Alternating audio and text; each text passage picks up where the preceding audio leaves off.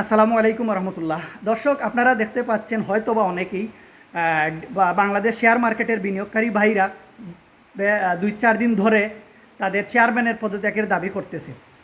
এখন অনেক সাধারণ মানুষ রয়েছে, তারা হয়তো ভাবতে পারে, যারা শেয়ার মার্কেটের ব্যবসার সাথে জড়িত না, তারা হয়তো ভাবতে পারে যে এইটা অন্যান্য যে সমস্ত পেশাজীবী রয়েছে তাদের দেখা দেখি হয়তো শেয়ার মার্কেটের বিনিয়োগকারী আজকে রাস্তায় নামছে, আন্দোলন করতেছে। মোটেও সেটা নয়। দীর্ঘ 15 বছর ধরে বাংলাদেশে যত দুর্নীতি হয়েছে, বিদেশে যত অর্থ পাচার হয়েছে, তার 60% এই শেয়ার মার্কেটের সাধারণ বিনিয়োগকারীর অর্থ চলে গেছে।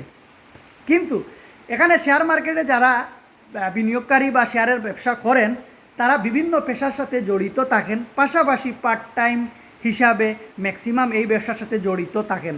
কারণ তাদের অনেকের ফিক্সড ইনকাম থাকে, অনেকের ভালো ইনকাম থাকে না, আবার তারা যে পেশায় আছে সেই পেশার পাশাপাশি অন্য কোনো কাজ হয়তো সামাজিক আত্মীয়তার বন্ধনে করতে পারেন না, বিধায় এখানে পুঁজিটা ইনভেস্ট করেন।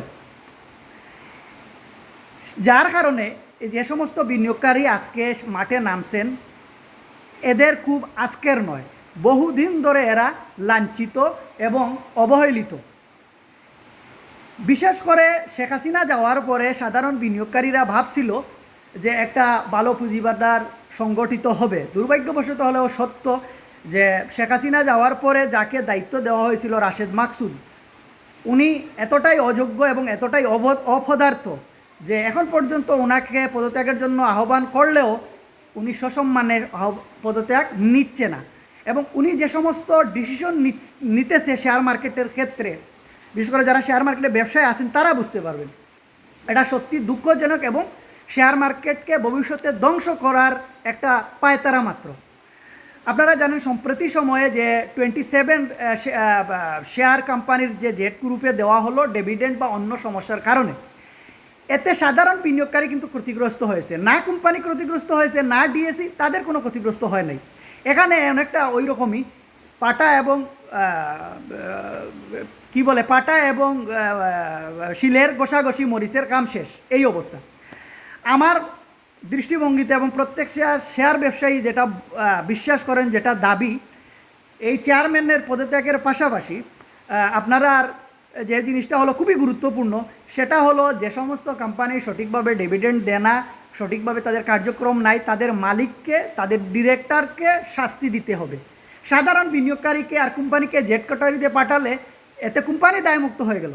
বরং এই আইন করা যেতে পারে যে আগামী 2 মাস বা 1 মাস বা 3 মাসের ভিতর কোম্পানিকে একটা ভালো ডিভিডেন্ড দিতে হবে। পাশাপাশি আরেকটা বিষয় হলো খুবই গুরুত্বপূর্ণ, বাইব্যাক, অর্থাৎ যাদের ফেস ভ্যালুর নিচে রয়েছে শেয়ার বা 30% নিচে রয়েছে শেয়ার, ডিরেক্টরগুলো এবং কোম্পানির মালিকগুলো, এইগুলা বাইব্যাক করতে হবে। তবে আমাদের মার্কেটটা সুস্থ সবল হবে। আর আমি সবাইকে বলবো, আমার মতো যারা আছেন ক্ষুদ্র বিনিয়োগকারী, যে যেখানেই আছেন, যেভাবেই পারেন, ফেসবুকে পারেন, প্রয়োজনে সশরীরে ঢাকায় গিয়ে পারেন, যেহেতু আমরা সিলেটে আছি, আমরা হয়তো অনেকে যেতে পারতেছি না, কিন্তু যে যে অবস্থানে আছেন সেখান থেকে প্রতিবাদ গড়ে তুলুন। ইনশাল্লাহ আমাদের এই প্রতিবাদ অবশ্যই সফল হবে। এবং আরেকটা জিনিস আমি আপনাদের বলে রাখি, ভবিষ্যতে যখন আমরা ইনভেস্ট করব, শুধু অবশ্যই আমাদের জেনে শুনে বিনিয়োগ করার চেষ্টা করব।